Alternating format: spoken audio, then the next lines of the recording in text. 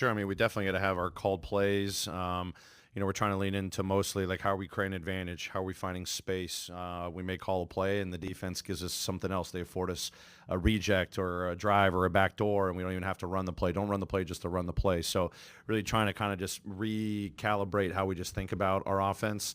The spacing is one component that's going to unlock, when we actually do get to a pick and roll or to an off ball screen, how we're just continuing to maintain shape and cutting and filling behind, which we're still kind of struggling, in my opinion. We're not getting to the spots with urgency as much. So it's not about running a play, but when we are going against a set defense, we're naturally going to have to create an advantage, whether that's in a one-on-one situation, it's a ball screen, it's an off ball screen. We got a lot of guys that can create that one-on-one, but we're also going to have to do some other things given what the defense is going to throw at you. So hopefully we can keep them in disorientation because we got numbers, or we're playing with pace and driving it, that they're in rotations, and we can just keep maintaining that, in the half court. But if we don't, we're going to have to lean into some called plays, but not just be married to what that.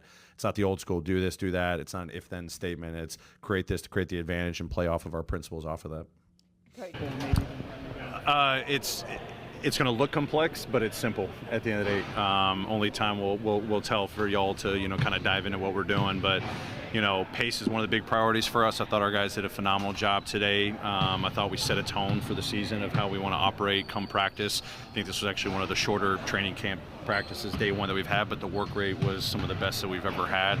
And then the principles we're talking about, the amount of movement that we're going to have off of the ball is going to be significantly different. We had decent amount of movement in the past. A lot of it was predicated on drives or ball screens, but involving more cuts is going to be a big key. More back doors, more relocations, things of that nature, where when the ball's moving, everyone's moving in sync, that the high level of anticipation. So it may be ugly at times right now. So when you talk about the learning curve, our guys are picking up this stuff really quick. It's just a matter of 5 guys being on the same page with the same amount of pace that's going to necessitate. But I think the learning curve is going to come by pretty quick, in my opinion. These guys have done a great job, today, and as we get into the games, that'll reveal a little bit more what we got to clean up. But we're trying to keep the guidelines for how we want to play, especially in the half court, because obviously that's a big area that we have to improve on, to a simplistic approach. But as long as we're doing it at fast pace, it's going to look ugly. How we work through that, that's going to get us to where we need to be. Well, some of this new offense, actually, they have shared with the team during the summer, so they were able to study it. Now, Taylor Jenkins says it's going to look complex, but it's actually very simple.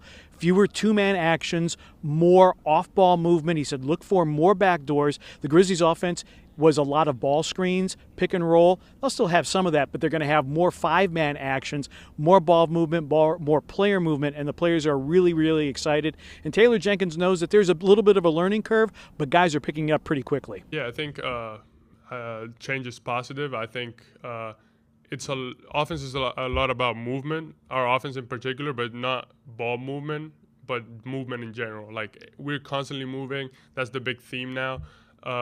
And I think it's going to be really good for us because obviously we have a lot of players that can create, especially Dez and Ja going downhill. But if we're able to move with them and move with them at the speed they move at, I think it's going to be very tough to guard because, like we said, Ja super explosive, Dez super strong.